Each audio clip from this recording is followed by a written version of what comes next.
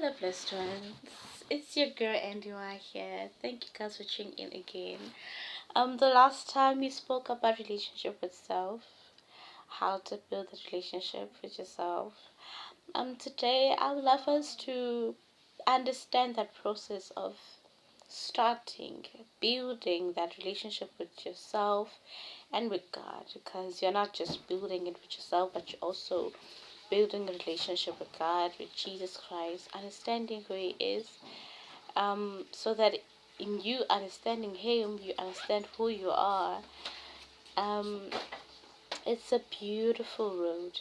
It's a beautiful start. It's very amazing. It takes patience. I mean, I love how He helped. I don't know how He does it, but He removes all the noise.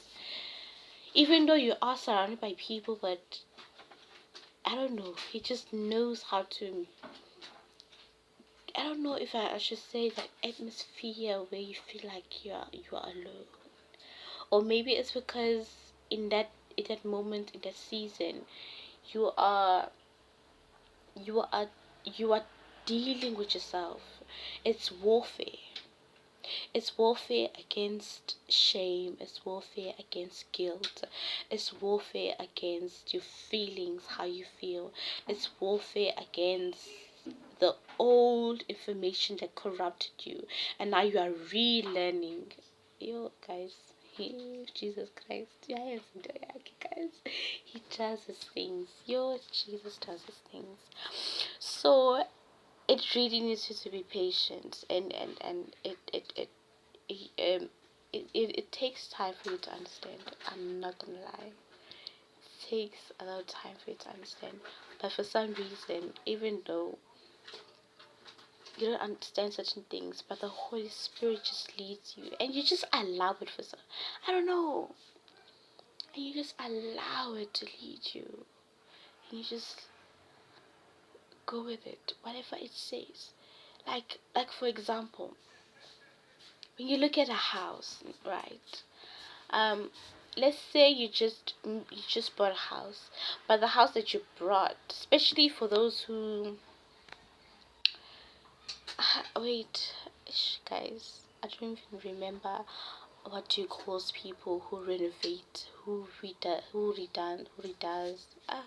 my English, who re, who re, who redoes the house or something like that, but who fixes the house. I don't remember what those people are called, but anyways, there are some people who are builders, some people who are, I don't know, but something designers who would buy a old, old, ugly, messy house, right? When you get in, woo, the smell right there is like, oh my God.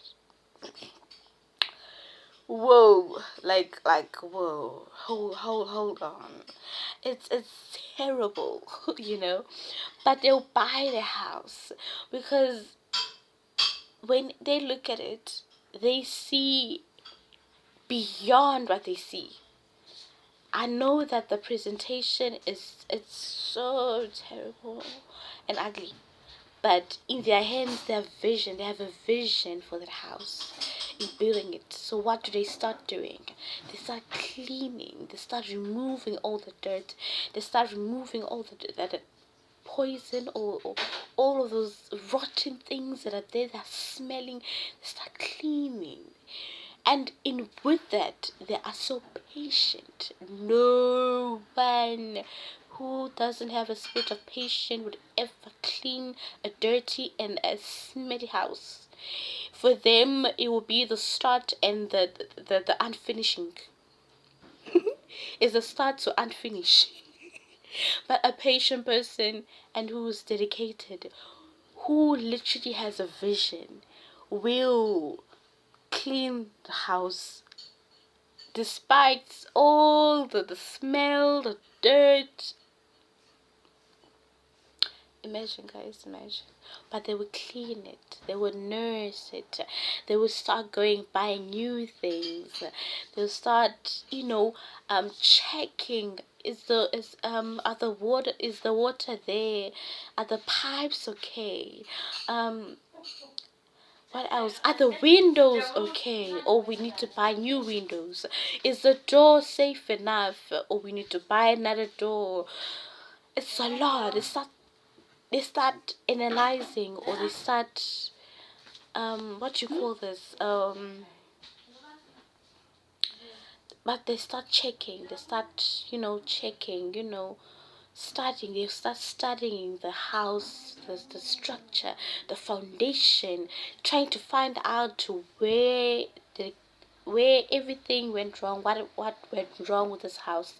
They'll start, you know, working toward those things. The minute they found those things, they go and buy certain things. They go and, get something that will help, the tools. They get the tools to clean, or to rebuild, to you know, all those things. That's what they do.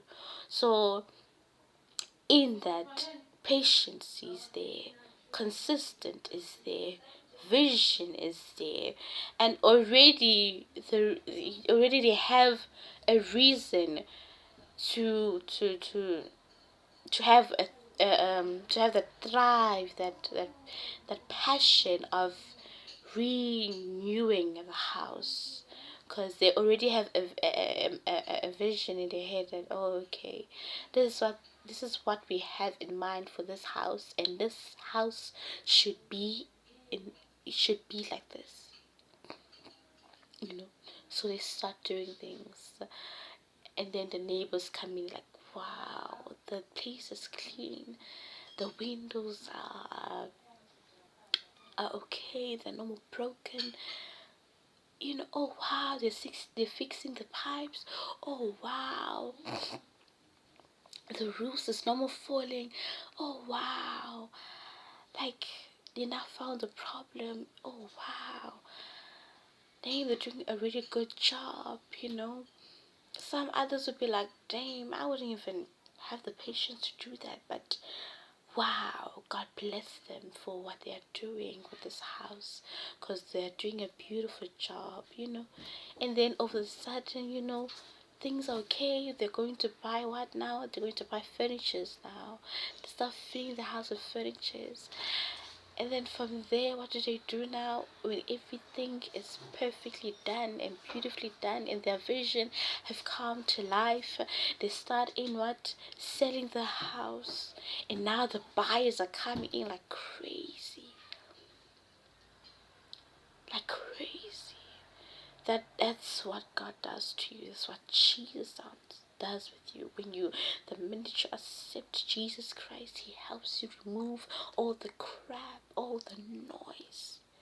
He helps you to silence every negative voices of lies that keeps on accusing you. He helps you see who you are. If you are a toxic person, He helps you get into that foundation, that rotten foundation that built a toxic person. And you start removing all the dirt, you start removing all those thoughts, all of those emotions that build up into a toxic being that you are. And then you start changing. You start replacing those words, You start replacing those words with words of love that He gives you, that He feeds you. And He starts giving you a vision of who you are. He starts showing you in dreams of who you are. You are special. You are beautiful. You are life. You are light. You are here not to destroy. You are not here to steal, but you are here to build. You are here to give. You are here to fulfill. You are here to move in glory. You are here to move in great, great lands.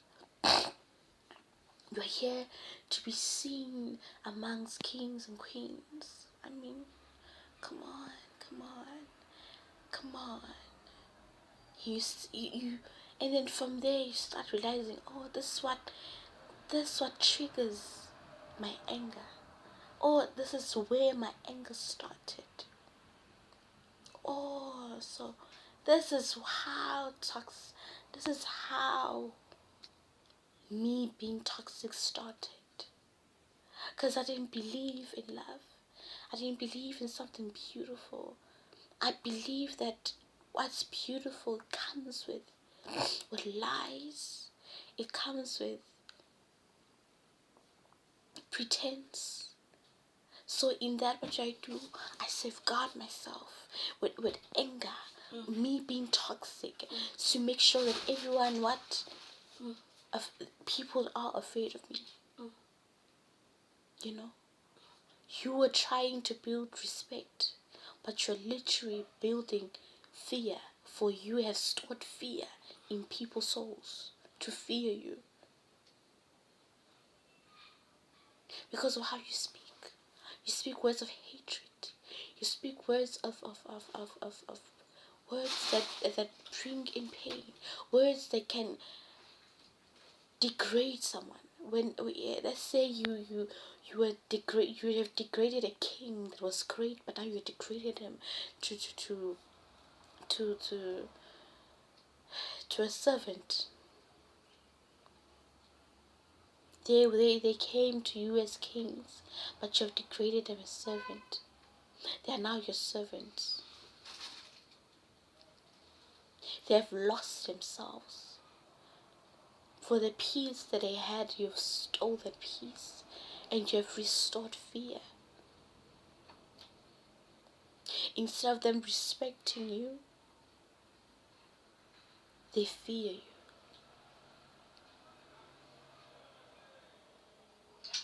Because of because of not you understanding of who they are, not understanding why they are there, why these people are brought in my space. You didn't understand that, but God helps you with that. He helps you. He even assists you. What made you what made you hate love? What happened to that? He helps you out. And in that process, you find yourself in your knees. You find yourself in your knees praying to God and be like, God, you keep on apologizing, you keep on apologizing. And from you apologizing from your knees, you're now walking. And then your directions are right through that person that you've hurt. That's why you find some other people writing books. A book apologizing to those people they have hurt.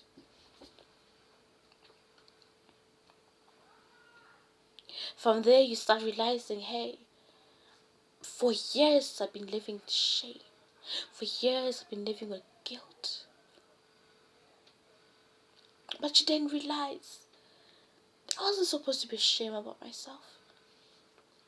In the process, even though I did something, I got pregnant at a young age. But in the process of it, receiving the gift, it built me. I wasn't a person who was responsible or took accountability of whatever that I've done. But now, I am responsible enough. I can handle certain things now. In my finance, I don't just spend it anyhow, but now I plan. Money doesn't rule me, I rule money. Because of this beautiful gift that God blessed me with. It was there to change me, to shift me from the ignorant child that I was, in being a young adult, a matured child, so that I can walk in my calling, so that I can walk with my gifts, bringing them to life, unlocking each and every spiritual blessing that my Father has blessed me with. In that relationship with yourself, in that isolation moment.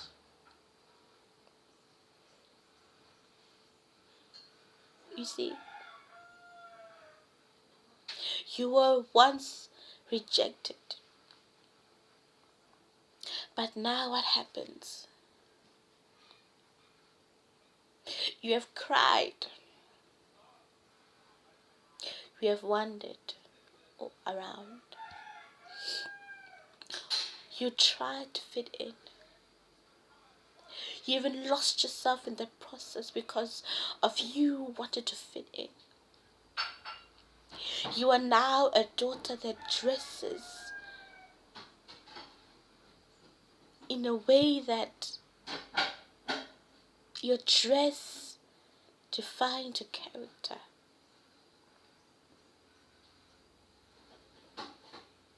You dress like a loose woman, a woman that is so loose, a woman that seeks attraction, who seeks comfort in men, and not in just one man, but in men. Why? Because you're constantly trying to find that safe place, that comfortable place, but you're not finding it. Why? Because of rejection. I am rejected here, so I think what my sisters are doing, I should do it too. What the world is doing, I should do it too, so that I will be welcomed. But not realizing in the process I am losing myself. I am losing that calm, loving, caring woman, that respectful and well resolved, well valued person, a woman that knows her values. But because you also want to be texted in the morning, good morning, my beautiful love, or good morning, honey, my sweet honey. Oh, how wealthy I am when I'm with you, my sweet honey. Because you are seeking for those words. I'm not gonna lie. I've been there, guys. I've been there. I've been there. I've been there. To the point where I've placed myself in a position of being a wife. I was given a title, but lawfully there was no respect to it. I was just given a title freely and accepted it. I started doing wifey duties when I was clearly a single woman.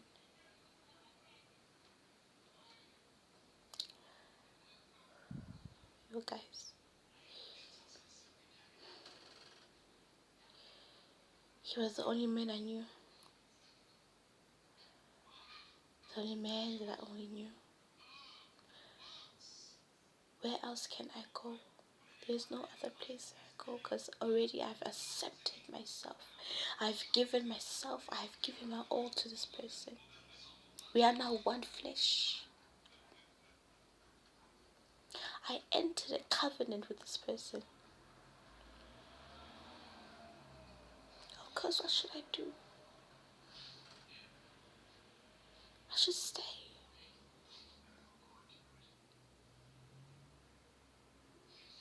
I should stay, because I am his wife.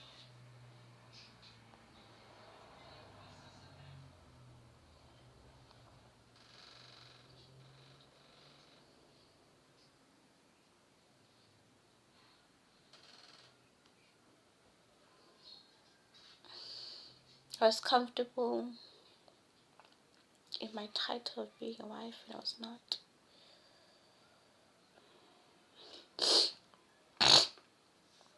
My testimony was, I'm a wife. When I speak, I'm like, I'm a wife. But I don't even have a certificate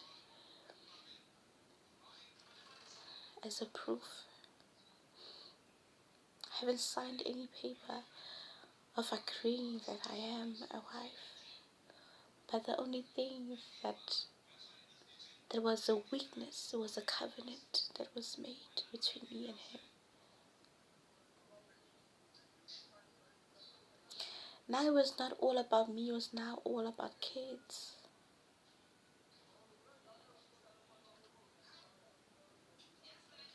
It was all about his hugs. It was all about his love language, his texts. I love you. Seeking to be seen more.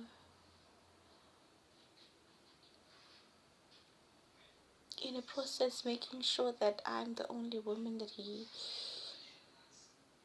sees and no other woman. And also making sure that I'm the woman that he only thinks about even when he's not around me.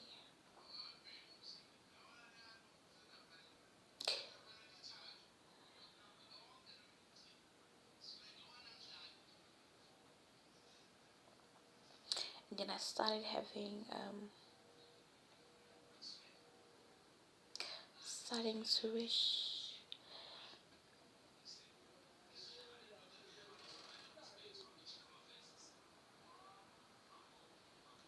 Now starting to have that urge to be a child, or not a child, a teenager, to live like teenagers, like a teenager, having the teenager life.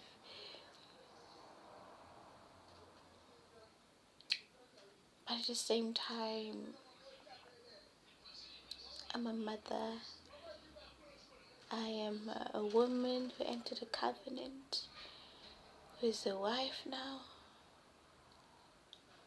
Of course, the Lord sees a wife and a husband, but at the same time, He sees the marriage as unlawful.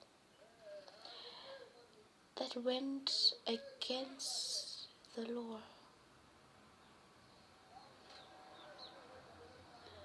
How sad is that? I couldn't leave. Because of course, who would take a woman who has 2 kids?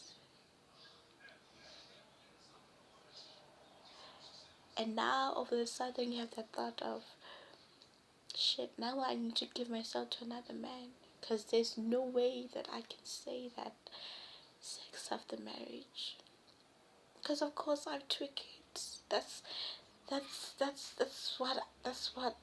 like the major proof that I'm not a virgin. And I can't tell any man that I am waiting until marriage. I want to give myself to you fully in our honeymoon. All I want right now, I want us to build that relationship. I really want us to relate.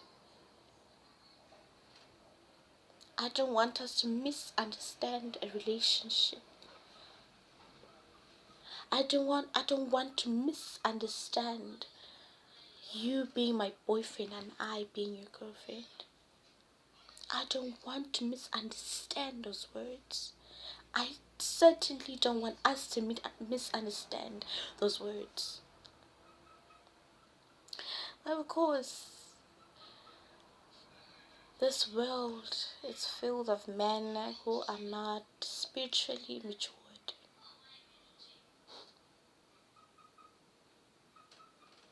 who are groomed by the world, bears the maturity, the maturedness through the world.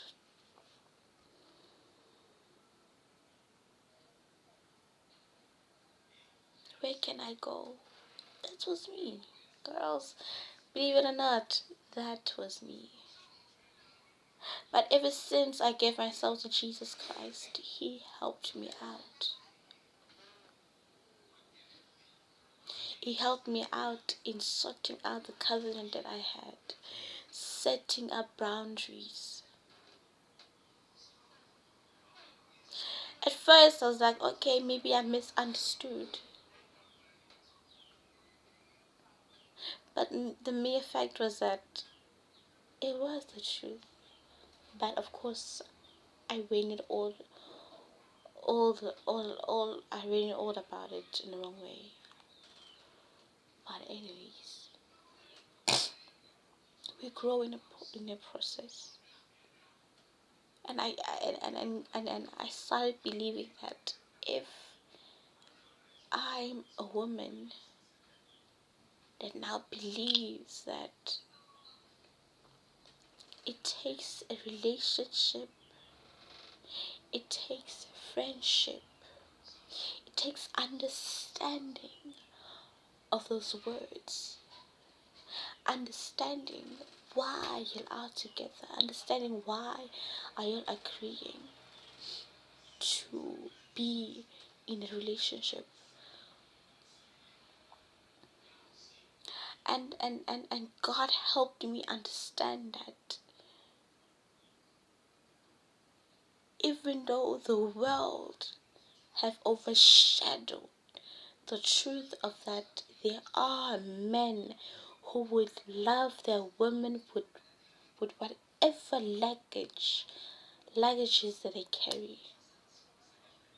Men that there are men that see beyond of what is presented right in front of them. A man who is grown enough to take that rubbish garden, that ugly garden that has distasteful fruits, but he knows that I am a sower. He understands that I am a keeper, and I am going to keep this garden. I am going to clean this garden. I am going to uproot each and every unwanted roses or unwanted flowers that are just so horrible. Lord, they have lost their colors. They're just dead. Fruits that are just distasteful. They're beautiful, but when you have a bite, it's terrible. But he is willing to remove, to uproot those things and resow. God, oh, thank you, Jesus. God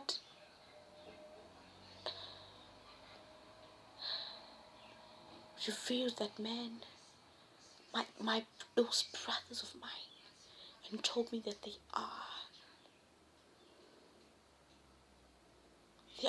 out there. But it takes you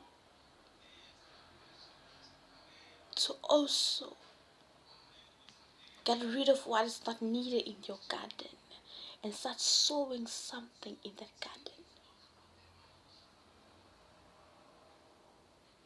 So that even if he looks at you and sees that, oh, she's a woman or has 2 kids, but look at how grown she is. Every word that she speaks words of life and light. And her words matches her actions. She knows her self-worth. She values herself. She doesn't see value to anyone. But she knows that she's a valuable rock, a valuable diamond, a beautiful flower that needs to be well taken care of.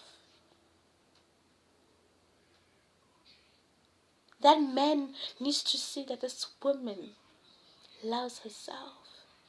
And in her loving herself, she also loves Jesus. She is Jesus Christ's vessel, Jesus Christ's temple. She understands her role as a child or as a servant in the kingdom of light, kingdom of God.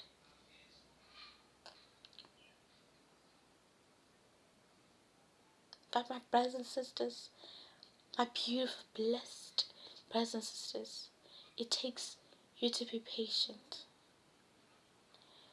And in that, seek for understanding.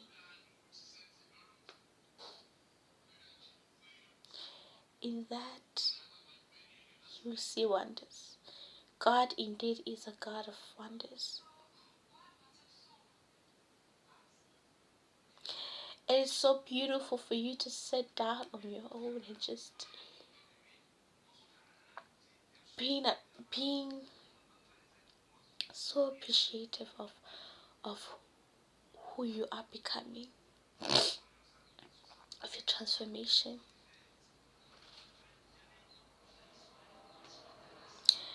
You start crying. So that's how you start looking at yourself in the mirror. And just start smiling.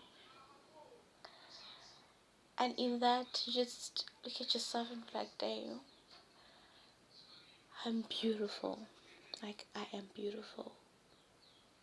When you are surrounded by negative people, when you see that they don't value what you say or even understand you, what do? You just keep quiet. You stay in silence, because no one would ever debate with something that is there to take away that light and life from those words that you usher with your mouth. But the only time you speak is when you see that this person values these words that I give. They are not against it. You see, it takes patience, and God helps you with that. The Holy Spirit leads you so well. You see, you don't stay frustrated and be like, shit. Listen, yeah, you, what? Don't tell me what to do. I'm telling you what to do. And you start cursing people. You will go to hell. Why? Because they destroy the value of those words that you've ushered out. They have destroyed the words that you spoke in explaining or you introducing yourself of who you are in Jesus Christ, of who you are as a Christian. But they come in to destroy that information, and they come in to destroy you as a Christian, trying to leave you out in the wilderness as a fool, leaving you frustrated. But guess what? When God ushers you out from your season of isolation, He makes sure that He ushers you out with a greater knowledge of yourself, of who you are in Him. Knowing that nobody can tell you who you are. If when I present myself and that person tries to destroy or steal my joy and peace while I introduce myself, you have already understand that, oh, okay, this is my cue to just say in silence and let them believe whatever they want to believe.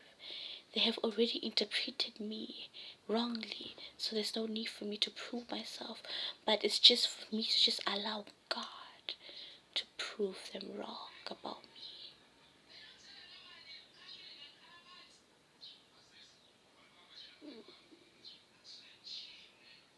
You see, when people are around you, the only thing that they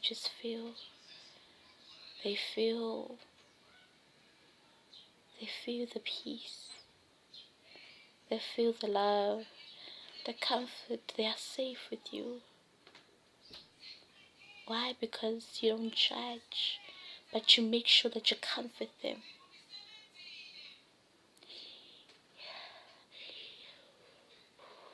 It takes you to have a relationship with Jesus Christ for you to be that person. Even if the person says that I am useless, but you come in with your smile and be like, darling, you are not useless.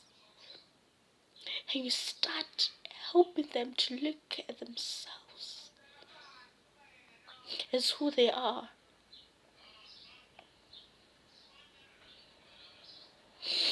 Some people think that I've lost a lot, but not looking at what they have around them.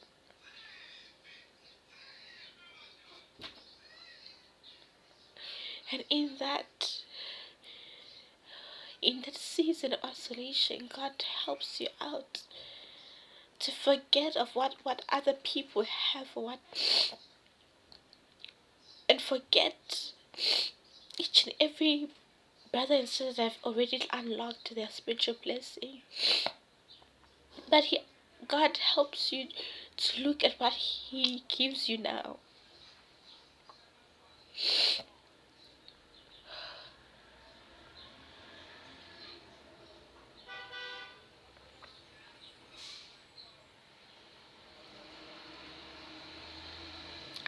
I mean, there was a time where I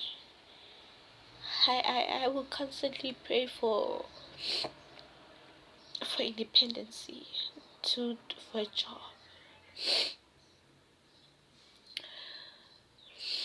But in the process, God opened my eyes and helped me see that I still have a mother that is there for me.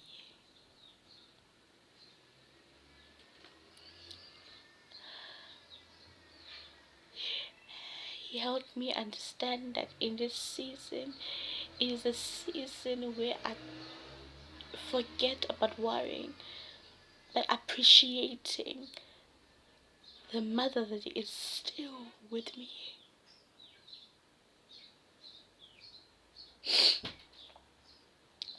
He also helped me out with myself. I had a lot of issues. Even though I believed that I was a child who had no issues, who just loves to laugh. But I was a child who constantly wants to prove herself. Because people would not believe in me, would not believe me that I can do certain things.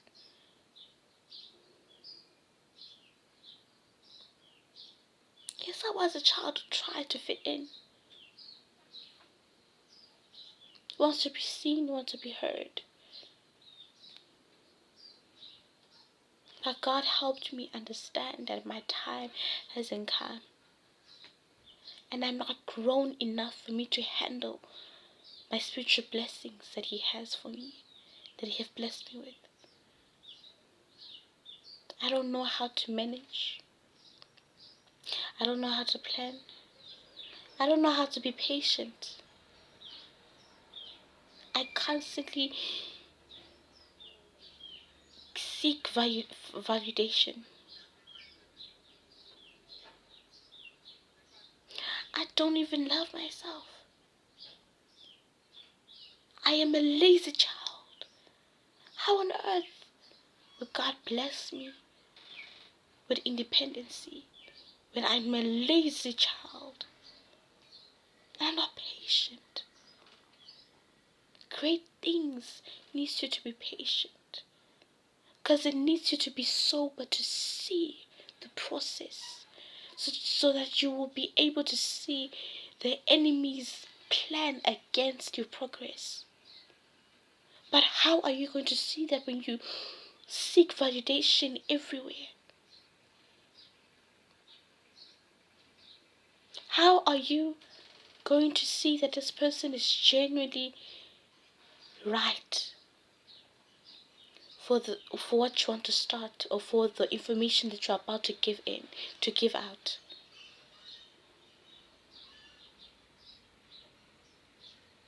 But God helped me to understand. Be patient. Be aware of what you have. You think that uswele izinto kodwa awusweli lutho. Ayinto eswelayo, konke khona.